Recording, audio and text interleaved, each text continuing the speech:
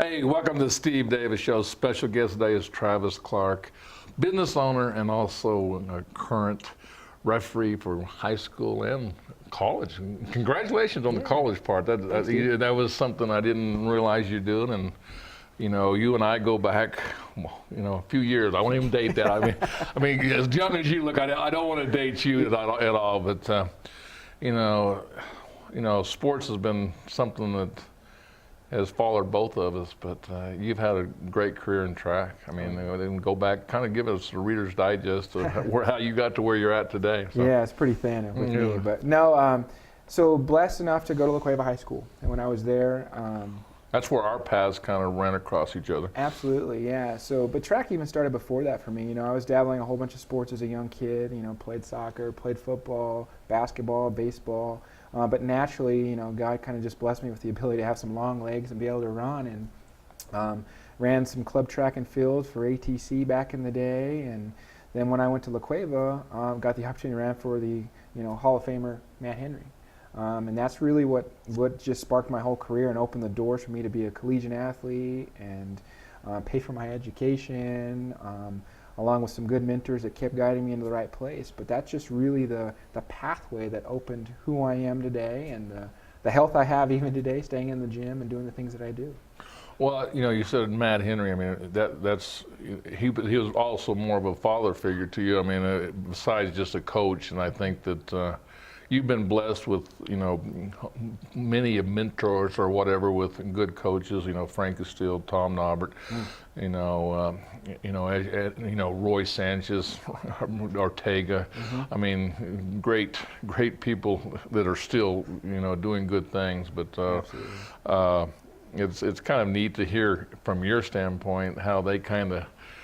We're all getting a little bit older, how kind of guided your life and how you're picking up kind of, I guess, Lewis, at the baton, you're carrying that thing on for the future of sports in New Mexico.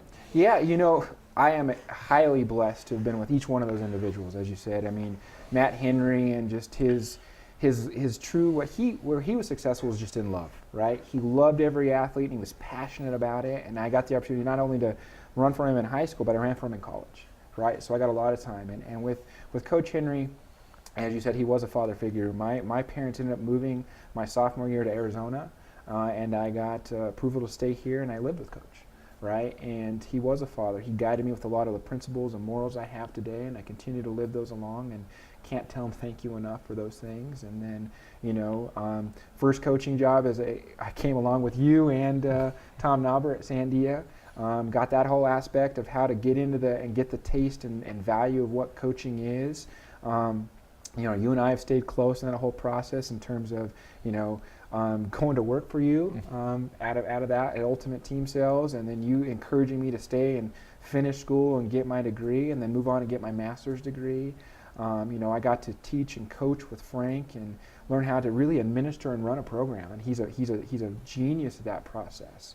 What I always think about it's the system. He's built a system, and not that he's not a great coach in X's and O's, but he's and his system has proven over and over that no matter what type of players, no matter what a deal, that he's going to consistently win. Yeah, every single year, and I think that's where people, I don't say undervalue La Cueva, but that's just what he does, and he stands back and he empowers his officials, and you knew that as a previous coach there. I mean, as his officials, his assistants, and he does a good job of that. He did a little bit with the referees too. Yeah. He does that. Well, I'm a referee now, so obviously he does. In between that whole piece, I got the opportunity to coach at El Dorado, where I left Sandia, went to El Dorado, worked with Coach Sanchez there, won 2 state titles. I just thought that's what happened, right? Because I go in the first 2 years and win 2 state titles. Adrian Ortega was on staff with us there. Really, really instrumental in the process of me as a coach, because I worked as a C-team coach, he was a JV coach, and a lot of the stuff I do as a coach was because of Adrian. And I still think he's one of the top coaches in the city. Look at what he did. He won a state title last year. He just gets his kids to play hard, disciplined, respectful. They play defense, they run offense. Again, setting a culture, setting who you are is part of what goes on into the whole thing. And then as we move into it, I have personal mentors in my life. I have you that I still reach out to quite a bit in my life. But all those individuals have really formed who Travis Clark is today. I'll tell you, you had that, and then as we have that dream of also.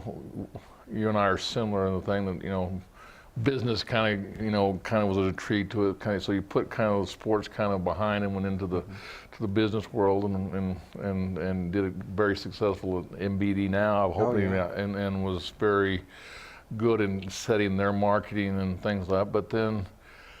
That wasn't enough. I mean, it just seemed like you get I tell people I had some successful business opportunities and I let them go because of sports. It just seems for whatever reason, money's great and everything, but the impact that sports does on young people's lives are lifelong. Okay, and I say that for myself, but watching you develop, and then. But then all of a sudden, here's Travis Clark and doing refereeing. I don't know. What got you started in refereeing?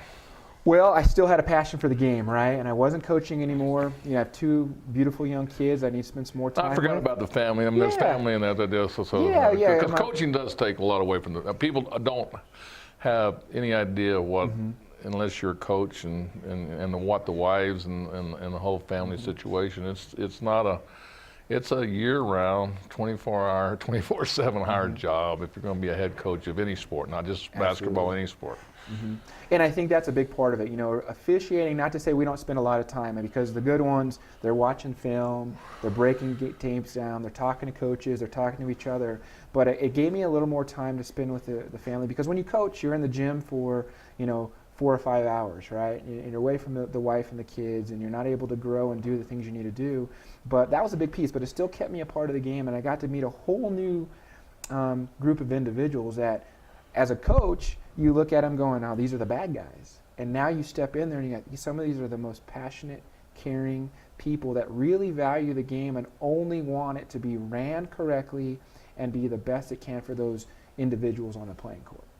I like, because I know people just kill refs. Okay, I mean it's just it's still, but on the high school level, most of these people are doing it for the passion of the sport and they're giving back. And I wish the spectators and deals, and we're all human, and there's going to be some calls that are not going to be in the best of the fans' interests, especially if you're on the losing side of the team. But to me, and it's become a dying art. And I want, we're going to run out of time on this section here. We'll talk a little bit more about that. But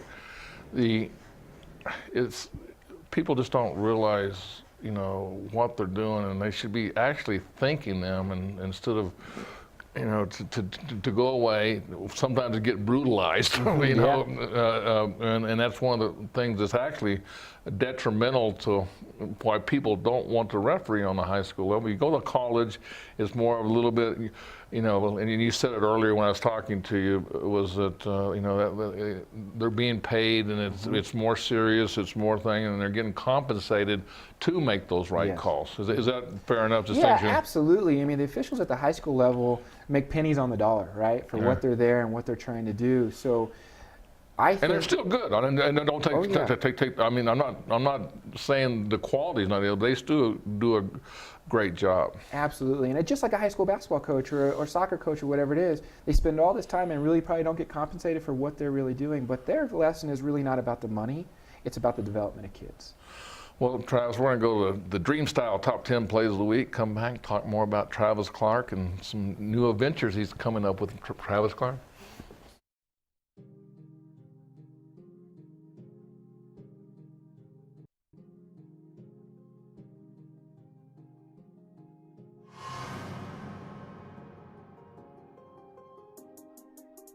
Benavides in the shotgun. Option pass, touchdown. Back set. Come on, man, this beat is crazy. Looking that way, he's looking for the deepest option. And Thomas, he makes the catch. The one man misses, and Chris is in for the score. Was an all or nothing play there.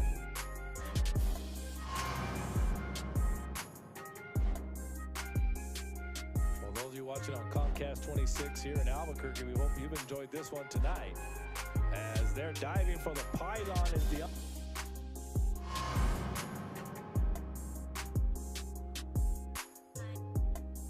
quick pass goes out to O'Toole. He gets loose. Look out. There he goes. 10-5 touchdown. La Cueva Bears.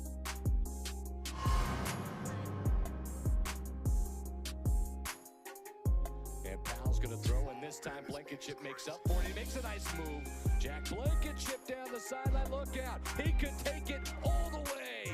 Touchdown. How about the move and the getaway?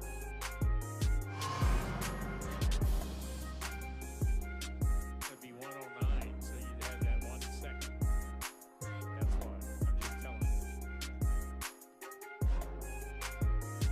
you. So Ezekiel Fox is going to take it, and he makes a nice move, and he's got the sideline. Does he have a seal to the edge? Shot out of a cannon. Ezekiel Fox, touchdown.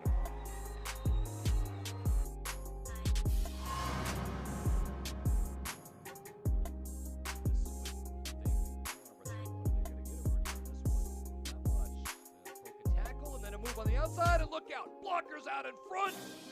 It's a foot race. Down the sideline, Demetrius Roten, all the way to the 1, towards the end zone. As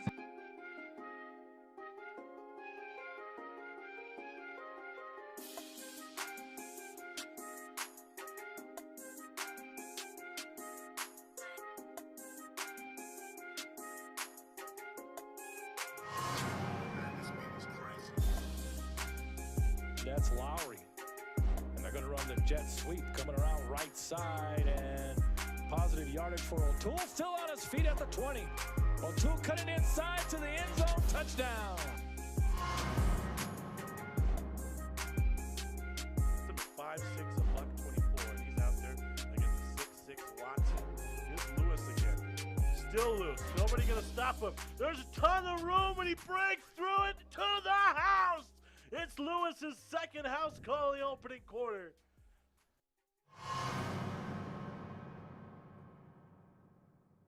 They have to do it over again, and so Volcano Vista, they do this. It's a reverse or a fake reverse. That's a fake reverse, and there's some room on the outside. A cut, a missed tackle, a cut to the outside. Look out! Shot out of a cannon!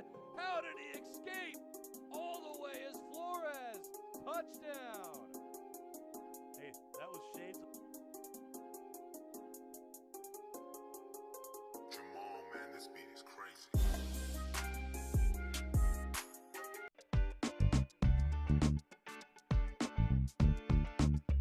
Back to Steve Davis Show. We've got Travis Clark, business owner, referee, high school and college level, and we touched on refereeing a little bit there, but big concerns. I'm sure probably within your own organization, but from the outside in, people are not coming out, and they had the same problem almost 6-7 years ago when you started coming in. What are some solutions that we can help revitalize the importance of referees and how good they are for what high school sports are? Yeah. I think the number one is anytime you want to change anything, you got to educate people, right? And we've got to show the value of sportsmanship. That'd be the number one thing. Because look at all these YouTube clips, all these Facebook clips of fights and things breaking out with these parents. And I want to stop you right there. Yeah. Probably does not put any fights up and doesn't put any controversy calls up. Okay, and that's one thing I learned almost 8 or 9 years ago. Mm-hmm. And I think the value and the power of social media has affected things, right? And I think you guys do a great job of assisting officials. A lot of your commentators are officials, so they understand it and past coaches. But I think it's not glamorous to be an official, but if we can get people in there to get to understand and train them up early to get it going, I think we as an officiating body, I'm the vice president of the Albuquerque Basketball Association. I think if we can get out to players, if we can get out to early coaches, we got guys like myself, and even this year, Mike Houston's going to come out and officiate, a longtime basketball coach. We got a lot of coaches in there that are now officials that understand the game, and if we can get them to reach back to the community and talk to these kids and get into programs and get into the I-9s and the AYBLs and assist there, I think we can start to get more people coming. The second thing with that is the NMAA. Sally Marquez and all of her people that work with her. Dana does a lot. Dana, who's our commissioner of what we have going on, they do such a good job of really building us up. Where they've now passed, where the officials are going to make more money next year finally. So I was going to ask economics. Money. We kind of touched on that. That's becoming one of the issues now. Is that there's got to be some economic gain for what they're doing. Yeah, we lose officials. I mean, what is it worth? Is it worth my time to go officiate a middle school game for $25 and get off of work? Or now where someone can go officiate a C-team game next year and they're going to make $40, right? Just call a C-team game, right? $50 for a JV game and $70 for a varsity game. That's really, really good. I mean, and value of what you're doing. And in New Mexico, where basketball is the cream of the crop, right? I think we're now compensating officials fairly, that you can start to recruit guys and say, here's what you can do, in making some money. Maybe I may ask a question. I don't try to do this, but how do we rate nationally? Is it similar on that? I mean, is it moving up to where it's on a national level? In terms of officiating? Right, of economics. Yes, absolutely. I think we just jumped right back up there to the top range. So we are one of the better states in terms of paying their officials, with that passing from the executive school boards for NMAA of what they're going to pay officials. Well, that's good news to hear, because I know that was been I hear that's one of the arguments. Even with the youth sports, with as you mentioned, AYBL, and I'm a board member there, is that it's moving up, but it's also getting to where there's a lot of games there, and if you can do multiple games, and you're making $65, $75 a day, and doing something that you really enjoy, and that's awesome. And you're impacting the lives of kids. And think about myself and you as an athlete. This has been a lifestyle for us, and if we can impact those kids positively as an official, how many more kids can they affect over life? All right, you played basketball, you coached basketball, and you've been repping the last 5. What's the biggest change? I always like to ask this. What do you see as the biggest change in basketball right now?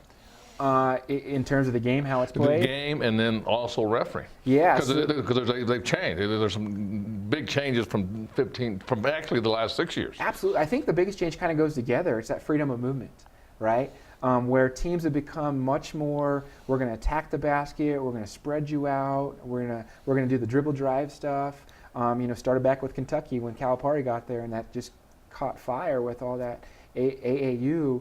That freedom of movement and seeing it attack the basket and how to call those plays, the hand checks, the drive to the basket, and is it a foul, or is it just is the guy getting in the basket and he wasn't impeded?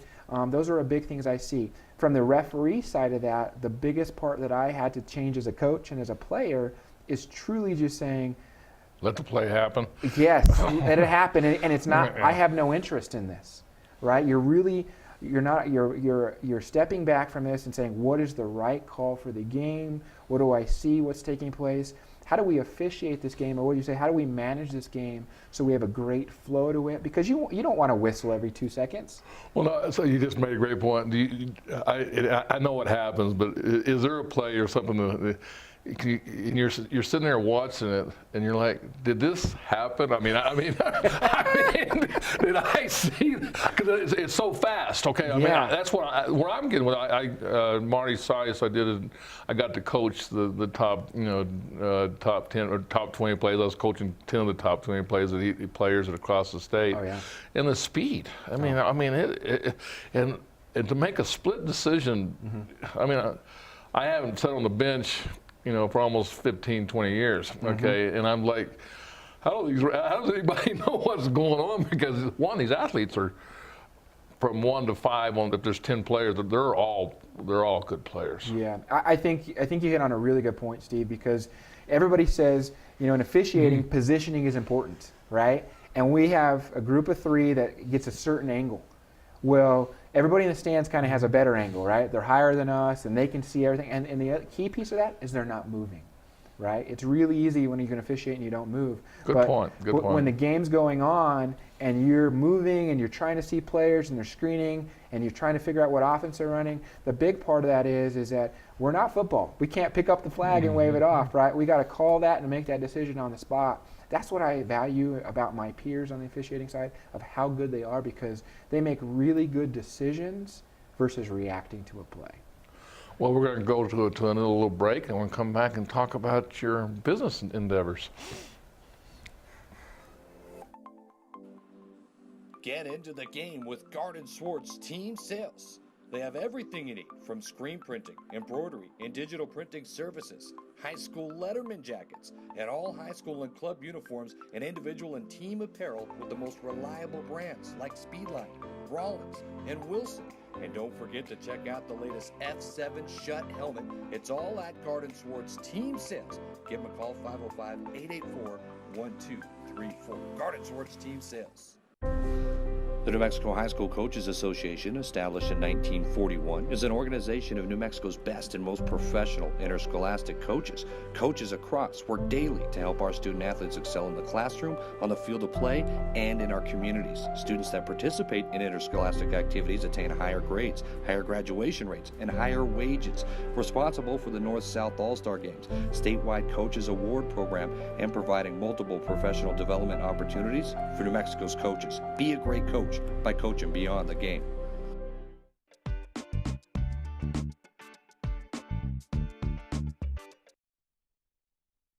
Clark. Now we're going to, besides his endeavors in sports and being a referee, we're going to talk a little bit about a business owner. I mean, and it's something that I can relate to this and say this is, how's it become being an assistant, becoming a you have all the answers when you're an assistant, man. It's easy to make those calls and things like that. So. Yeah. I think, I got number one on the business side. I got to give a lot of my attributes to you, right? Working with you and seeing Ultimate Details grow up, and then the Baird family at MVD now, because both of your sets have helped me grow in terms of a business person. And what I really realized is, if you want to own a business, you want to become the head coach, you got to just do it, right? That old Nike adage. And I think what happened a lot of times is I sat back and say, do I want to do this? Do I want that financial burden? And then when you finally just jump into it, and it's so funny you say it's just like coaching, right? You're still you're still guiding your people, right? You still have your daily plays, you have your practice plan. I'm going to leave here and go over to the pet grooming shop, and I'm going to make sure everything's going the way it needs to be done. I'm going to make phone calls for A-quality adult care. But at the same time, you just get to develop and grow people and just really give back to the community. That's the key. All right, let's talk about quality adult care. I mean, you kind of come walking in my office. I hadn't talked to you. I've talked to you about sports, but I had really lost track of what you've done in your real day-to-day jobs. Yeah. So A-quality adult care, professional adult services. That's what it's about. Today the baby boomer age is aging, right? There is less time for us to do things. Specifically speaking, I have an empathetic heart for this. My aunt just passed away with cancer, and my family, we had to take care of her. And I saw an absolute need in this aspect. And when we say this, we don't have time. We can't just stop working. So we got to put people in our homes that are willing to take care of our loved ones, and that's what A-quality adult care is about. You've heard so many stories. I mean, I've heard so many stories that you say quality. There's been some unqualified people that and have really done some detrimental. I mean, it's almost like refereeing. Some people made some bad calls. Yeah, every one of my team members is a certified CNA, right? They're all bonded, they're all licensed, they're all background checked, because I value that, right? I would not want someone to come in and take care of my loved one, my mom, my grandma, my wife, or my kids, if they weren't qualified or more qualified than me to do that. And that's really what we bring. We bring a family-loving, caring atmosphere where we're going to brush their teeth, comb them, take them to the bathroom, treat them like they're one of our very own, and make sure that when they get passed on back to you, right, as the family member, that you're like, nothing has changed. And that's who we are. So do you, I guess I'm a novice, so you're going to have to explain to me, like I'm your freshman guy coming in. So what do I expect from you? Yeah, well, you can expect And us. how do I get, how do I get involved? Yeah. I mean, So number one, our care coordinator, our executive director is Carrie Sanchez. She sets this all up, right? Like a good head coach, you allow your people to be successful, and that's where she's skilled. She's been doing this for almost 14 years. I partner with her along with my other business partner, Eddie Chavez, and we came in and said, how do we make this work for our community? And what you can expect is for her to sit down and go through the whole gambit of everything. What do you like? What time are things? How is your house set up? You want to reorganize your house? We're going to reorganize your house. You want your lawn taken care of? We're going to take care of your lawn. Anything you want to take place for your family member, we're going to do. We can reach out and call the business line, 505-615-0796. Call Carrie. She's going to relay that to us. I follow up and make sure that we're getting the proper care. We see these people, but we have right now 20 valued employees that are all, as I said, certified to take care of any need in terms of any type of adult care out there. price range. I mean, there's a deal. I mean, that's something that and when everybody comes to it comes down to dollars and cents. So Absolutely. I value what we are. We are on the most affordable side of it. When you call around to all the different services similar to us, you're going to get anywhere up to $30 an hour that's going to take place in this. We're actually right around the $20 to $22 an hour mark. And that's the big part of when we opened this and got this growing now, is the idea that we did not want individuals to be broke to get the service they needed, right? And we want to make sure that I'll take less as a business owner to give you the care that you need as our customer. So twofold, you're doing two things. One, you're doing a service that is well needed and much needed, and I have a little bit of background on that because I did some research on it. But the other one is you're looking for new people, and how do I, who do I talk? What do I need to get involved? Absolutely. Do you have to have a degree, or do you have to have these? No, you do not. The beauty of this is you do not have to agree. There's a 1-month course you go and take. Matter of fact, Do you give that? we'll pay for it. Right, okay, We'll sign you up. We'll pay for the course. We'll pay for the background check. We'll pay for that because that's how much an employee means to us. They go take the course. They get certified. Carrie is going to go around and make sure that they know what they're doing and mentor them. We believe in the What apprenticeship. kind of do they start at? What kind of price range do they start at? Yeah, so their payroll, we're going to start everybody from anywhere from $10 to $12 an hour, from a brand new person never done it above, to anywhere most of our people are making above $15 an hour, right? So again, as a person coming from the community, I think it's important that we give people a job that's above the poverty line, above minimum wage, right? Because they have an education, they can have a career, and they can make this something that's going to be able to take care of their families. So is there a age restriction to hire somebody, or are you looking for? They have to be over 18? Over 18 is absolutely necessary. Ideally, we'd like to hire them over 21 because they're going to go in, they're lifting people, right? They're being mature to do what they need to do. They need to have a valid driver's license because they are going to do some errands and trips for individuals. Clean driving background are all things that we're looking for when we hire someone on. And then someone that has just that work aptitude. Just like an athlete, you want the kid that's a hard worker and going to do what they need to do. We need the same thing as an employee.